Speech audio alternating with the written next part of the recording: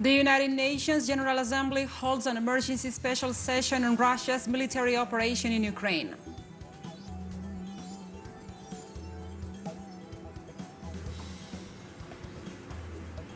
The President of Venezuela, Nicolás Maduro Moros, reaffirmed his country's commitment to the defense of fundamental rights in the framework of the 49th regular session of the United Nations Human Rights Council.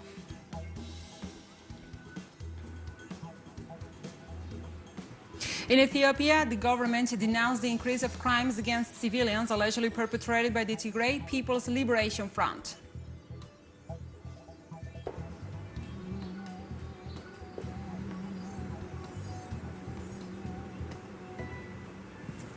Hello, welcome to From the South. I'm Gladys Quesada from teleSUR Studios in Caracas, Venezuela. We begin with the news.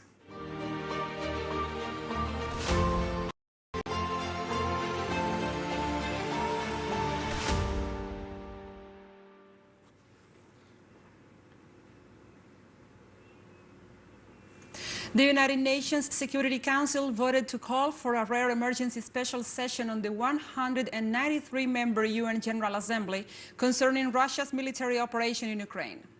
The measure convening the General Assembly session was adopted by a vote of 11 in favor, with Russia against and China, India, and the United Arab Emirates abstained. The meeting gave all members of the global body the opportunity to express their views on the military operation in Ukraine. Russia voted against the resolution, but under UN regulations, it did not have veto power to derail the referral of the war to the General Assembly. Only 10 similar emergency special sessions of the General Assembly have been convened since 1950, following the adoption of the resolution known as Uniting for Peace. The text gives the Assembly the power to take up matters of international peace when the Security Council is unable to act because of the lack of unanimity among its 5 veto-wielding permanent members.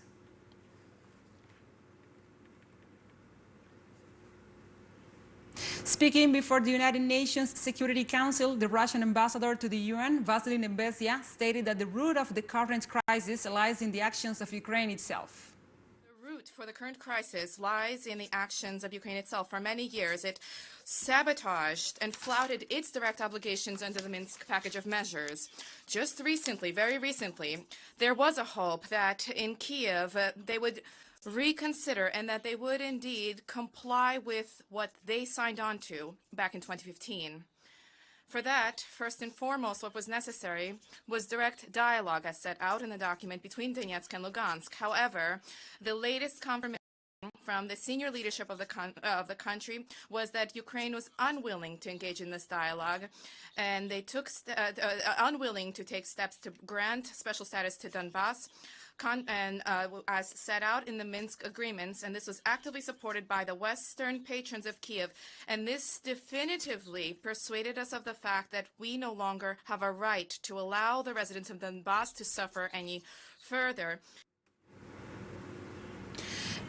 At the General Assembly's special emergency session on Ukraine, the Ukrainian ambassador to the organization, Sergei Kyslytsya, described and condemned the attacks carried out by Russia during its intervention. Distinguished delegates, Russia is using all its military potential to attack Ukraine and has started to deploy reserve units on the border with Ukraine. It launches missiles against the cities and attacks with aviation, tanks, and artillery, and with reconnaissance groups that mark residential buildings to prepare for aerial bombardments. During the special session on Ukraine, China's representative to the UN, Sang Jun, talks about the need of a political solution to the Ukraine crisis. Stepping up diplomatic efforts aiming for a political solution. China welcomes the start of direct talks between Russia and Ukraine. Ukraine should serve as a bridge of communication between East and West, rather than a front line of major power rivalry. We call for efforts to create an atmosphere and conditions conducive to direct talks between the parties concerned, as this is the fundamental way to resolve the issue. All action taken by the UN and the relevant parties of the international community should prioritize regional peace and stability and universal security for all. and should help de-escalate tensions and facilitate a diplomatic settlement.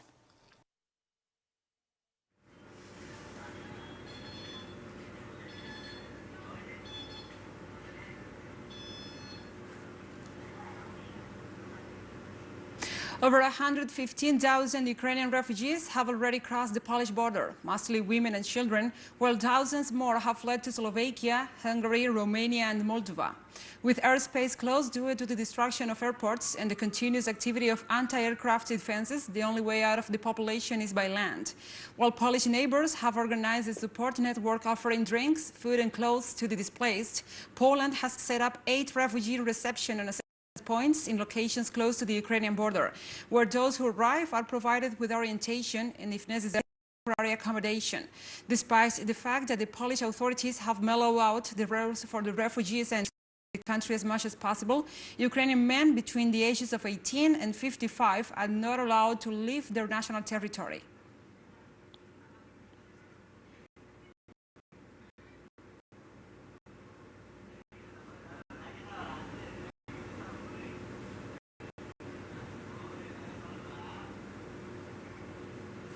Our correspondent Adriana Cardoso is in Lviv reporting on the latest developments in the area. Let's see.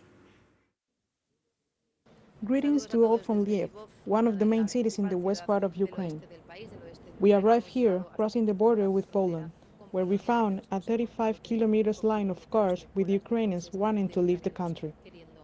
We have also seen how the negotiations towards a possible ceasefire started on the border between Belarus and Ukraine. We saw that before negotiations, Ukraine stated that it was not very optimistic, but it was a small chance to de-escalate the conflict. We also saw how the Ukrainian President asked the European Union to include Ukraine as a member of the bloc as soon as possible. We saw how Europe tightened sanctions against Russia. We saw on Monday how Switzerland announced it froze Russian assets, thus failing to be impartial.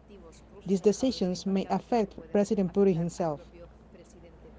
All this is in reaction to Putin's announcement on February 27th to put the nuclear forces on a special alert because of NATO's statements, which he described as aggressive. We have also seen how the European Union has crossed all the red lines it usually maintains and has sent weapons to Ukraine. Russian and Ukrainian talks ended in Belarus, and the two parties returned to their capitals for consultations. According to Ukrainian President Volodymyr Zelensky's advisor, Mikhailo Podolyak, their main goal was to discuss a ceasefire and the end of actions on the Ukrainian territory. The parties determined the topics where certain decisions were mapped out. In order for these decisions to be implemented as a roadmap, both delegations returned for consultations to their capitals. The parties also discussed holding another round of negotiations where the decisions can develop into more feasible plans of action.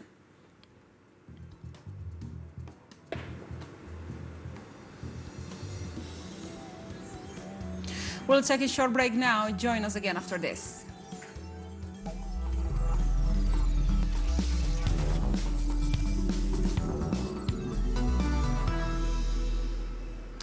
Welcome back to From the South, as we are going live to the United Nations Emergency Special Session.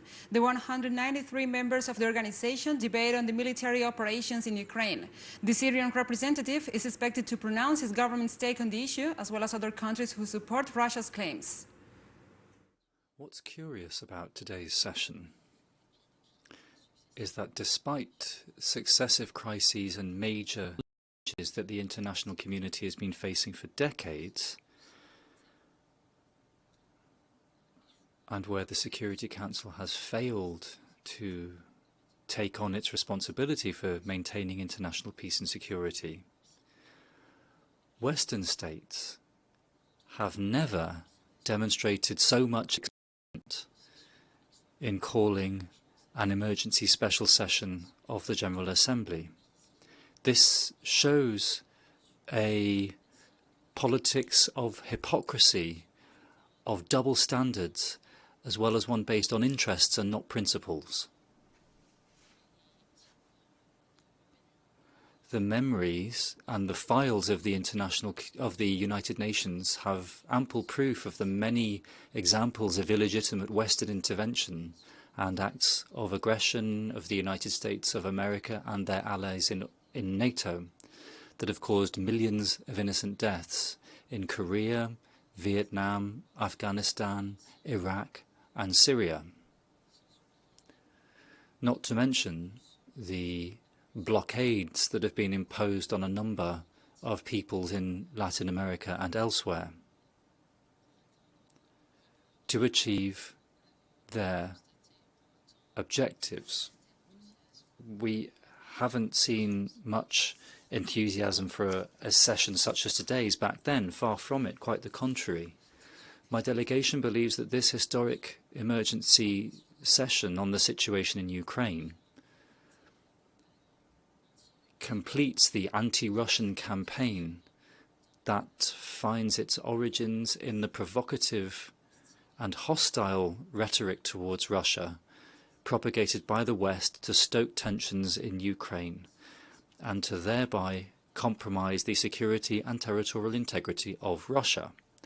Mr. President, the Syrian Arab Republic underscores the importance of resolving regional disputes and international ones through dialogue and diplomacy, and supporting the efforts to maintain security and stability around the world.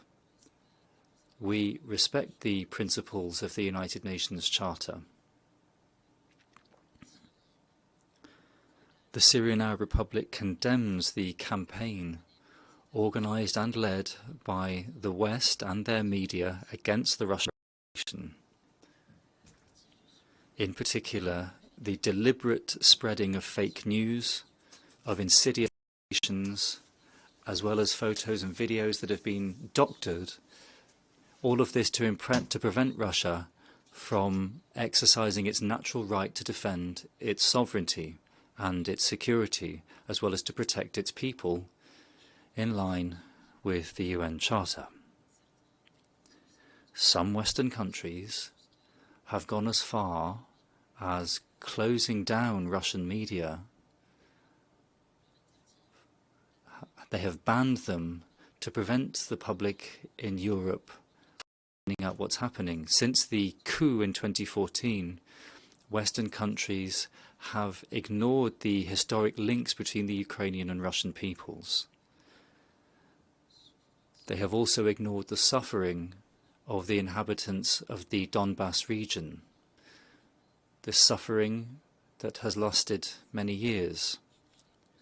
These states deemed it more important to give NATO a zone of influence at the gates of Russia, leading to suffering in Donetsk and Lugansk.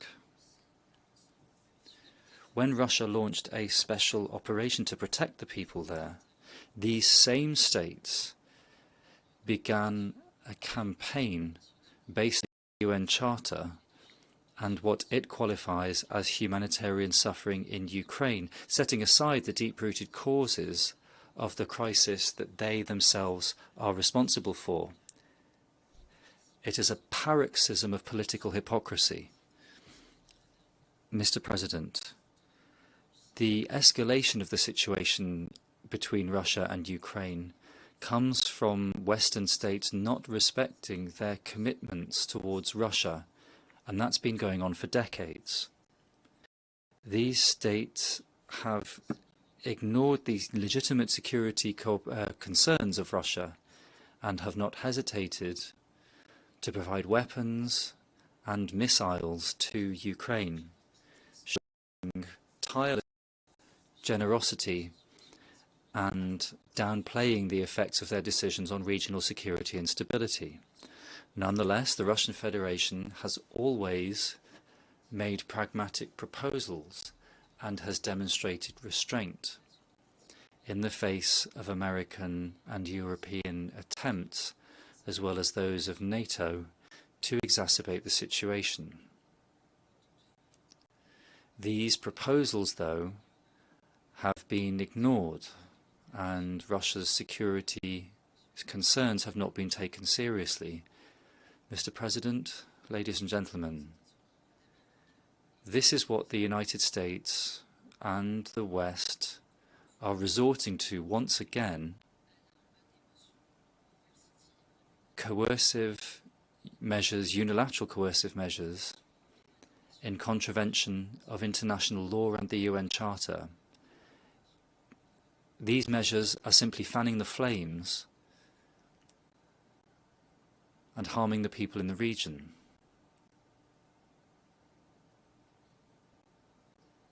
My country condemns the punitive measures and believes that being on the right side of history means rejecting the West's bellicose policies in order rather to preserve the interests of the peoples who oppose them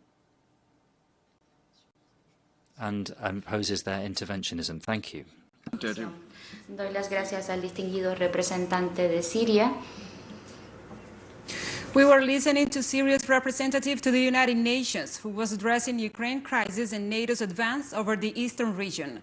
The Syrian representative condemned the US and NATO's interventionist and imperialist actions, from blockades and sanctions to war. He also said the crisis is part of an anti-Russia smear campaign and media narrative, and also asked the UN top leaders to find a pacific solution to the crisis and respect for the free decision capacity of all nations. He also said the West powers conveniently ignored the historical ties between Ukraine and Russia, as well as the suffering and claims of the Donetsk and Luhansk territories, and used Russia's defense to the Donbas people rights to build up anti-Russian.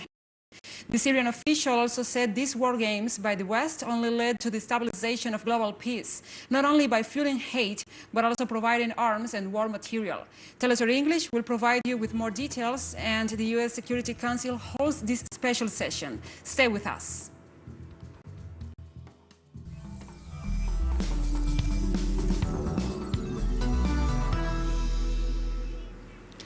Welcome back to From the South. In the framework of the 49th regular session of the United Nations Human Rights Council, the President of Venezuela, Nicolás Maduro Moros, reaffirmed his country's commitment to the defense of fundamental rights while assuring that the coercive measures imposed by the United States affect the population.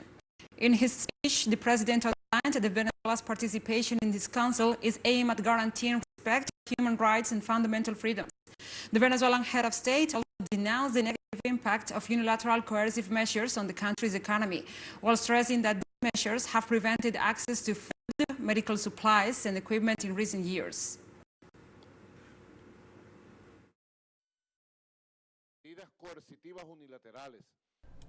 Unilateral coercive measures illegal, criminal, punitive, and extortionist sanctions against our economy and our people. Measures that have blocked access to food, medicines, medical supplies, and equipment before and during the pandemic.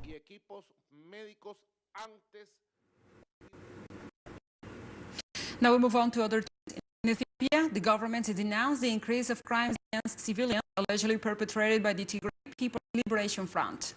The Ministry of Foreign Affairs assured that efforts to achieve stability and grant humanitarian assistance to citizens do not cease. However, the authorities have explained that the situation has become complicated due to constant attacks to the different aids sent to the people in Tigray. Officials also point out that the government hopes to establish a national dialogue with the aim of guaranteeing security for the general well-being of the country. The consensus among the executive is that the entities recognized by Parliament as terrorists will not be present in this activity.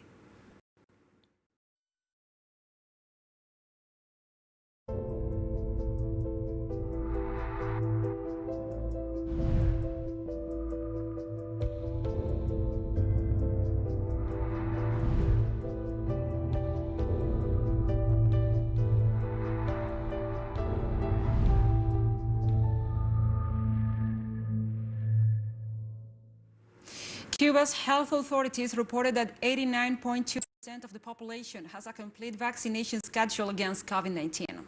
According to the most recent reports from the Ministry of Public Health, more than 34 million doses of national vaccines, such as Soberano 2, Soberano Plus, and Abdala, was administered on the island. The Health Ministry also rated the effectiveness of Cuban immunogens, which it affirms do not develop side effects that seriously affect the person's health. According to data from Cuba, National Statistics and Information Office, the Cuban population is more than 11 million people, of which, according to health authorities, more than 10,600,000 citizens received at least one dose, and more than 9 million already completed the vaccination schedule.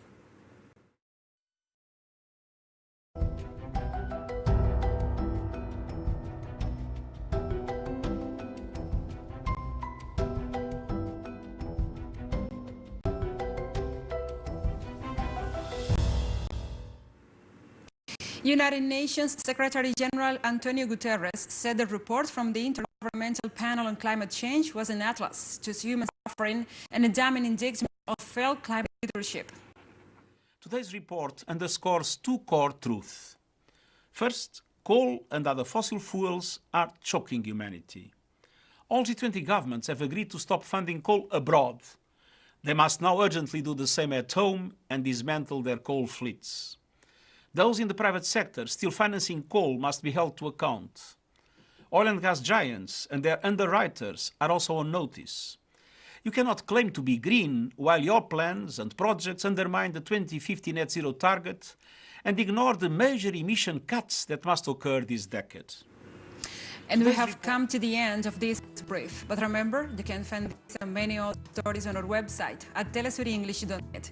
And also, if you feel so inclined, please join us on social media for all the latest news. We are on Facebook, Twitter, Instagram, and Telegram. For TeleSUR English, thank you for watching.